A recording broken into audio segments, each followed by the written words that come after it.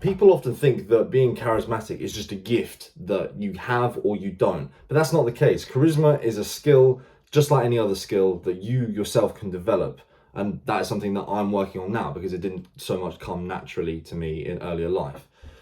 And why am I doing that? Well, it's such a useful thing, multifaceted skill, in order to get what you want out of a situation. And getting what you want out of a situation is not necessarily a bad thing. This is something that took me a while to understand. Getting what you want out of a situation doesn't necessarily mean that someone else is therefore not getting what they want out of a situation. Say, for example, in a sales call, if you're trying to sell a good product that's trying to help someone's quality of life out, that doesn't necessarily mean that you're trying to stiff them. You get what you want and they get what they want. And the way that you make that happen is using charisma. So yeah, it can be used in the context of sales. It can be used in the context of making new friends or talking to that girl you like, or it can be used to diffuse a situation that has got slightly conflicted and it's a bit awkward.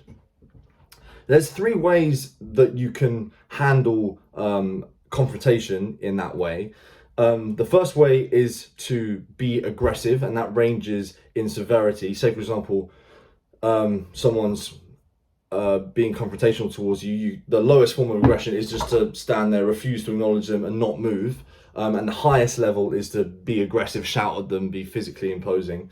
That's very rarely the correct thing to do when you approach with confrontation. The second approach is to just be apologetic, and this is the very safe option. It's almost always the safest thing to do. You're never going to be wrong for apologizing and backing down from a situation, but it's not always the optimal way of doing things. You don't get what you want by doing that. And the third way is to understand rizz, become a rizz lord and convert your attacker's frustration into laughter, and then make sure that you're happy, everyone else is happy.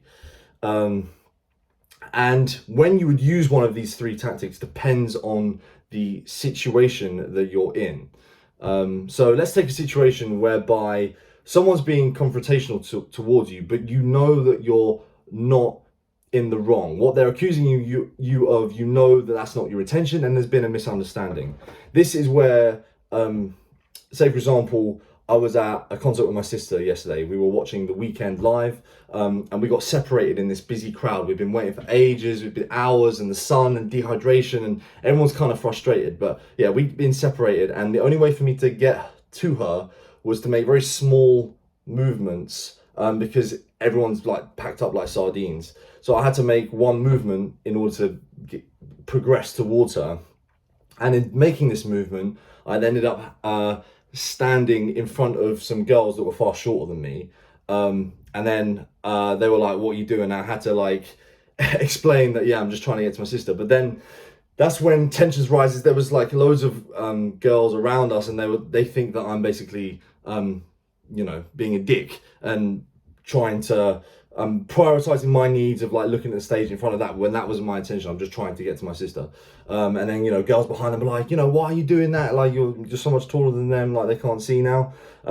So what I'd usually do is the second tactic, which is just apologize, back down. But having thought about this some more, I realized that's not the optimal way of dealing with the situation. It's not wrong, but it's not optimal, because if you back down and be like, "Oh, I'm sorry," and then you move back, then you're basically confirming to them that their suspicion that you were being a dick was right, when that's actually not the case. They have misunderstood the situation.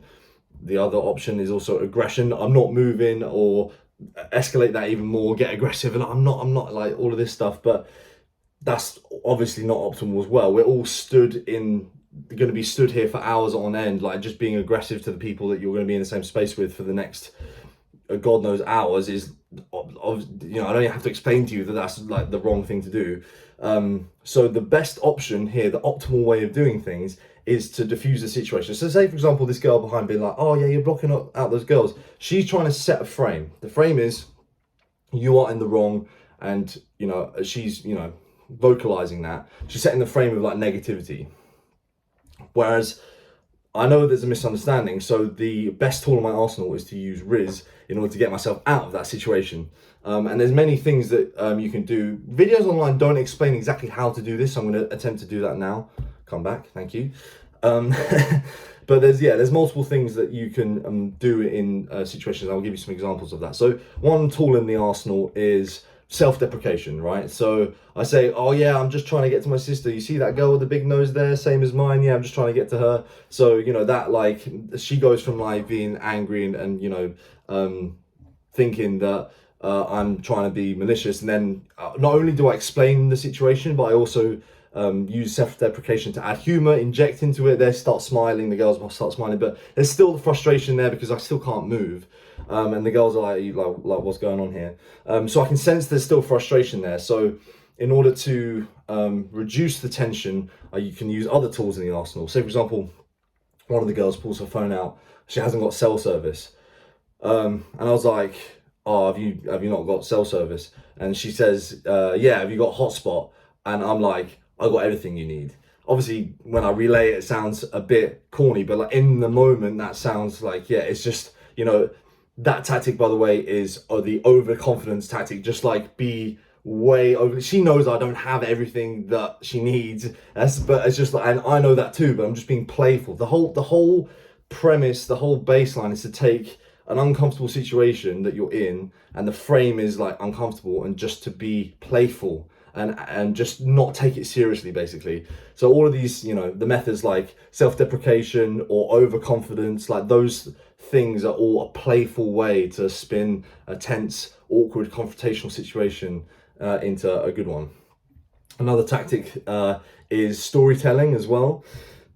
So, you know, tensions are still rising. So, I'm, you know, the girls behind me, and I'm like, don't worry, like worst comes to worst, I'll put you on my shoulders. The weekend will see you. He'll go like this. He'll fall in love with you. Just like making like, up stories, and you get their imagination going. And yeah, it's just like stimulates the mind, but that's also a really good, charisma tactic.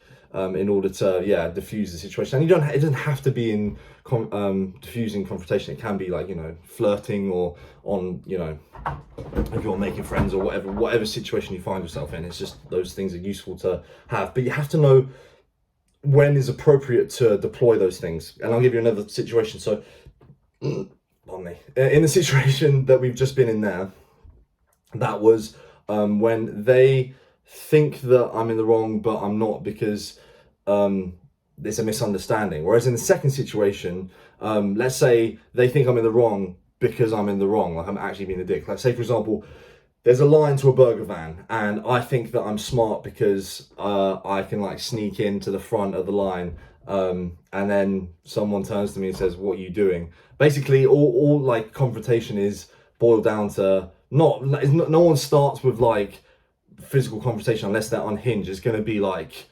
basically verbal 99% of the time. It's like you can't do that. That is the essence of the message. Like, you can't do that. So someone says to me, like, yeah, you can't do that, you can't push in. What are the three tools for dealing with the confrontation in this situation? Well, I can be aggressive. Either I stand there and refuse to move, or I can increase it and be aggressive towards them. But obviously, like, I'm clearly in the wrong, and they are likely to escalate it. And that's why I'm saying these scenarios, because you like, you have to know as and when to do things. Otherwise, you might get a fist in the face. But yeah, so aggression yet again is the wrong thing to do in that situation. Charisma is like actually not an option, because you're in the wrong, and like I'm not gonna like laugh them into letting me like cut into the line. Actually, charisma is, so that's just not an option. And then the only other option is to apologize, which is what you should do in that situation. And you do it in the safe way. You can be like, oh, I'm sorry, and like just, you know, exit the line, because you're not let your ego cloud your judgment. You've realized, okay, yes, I'm in the wrong here.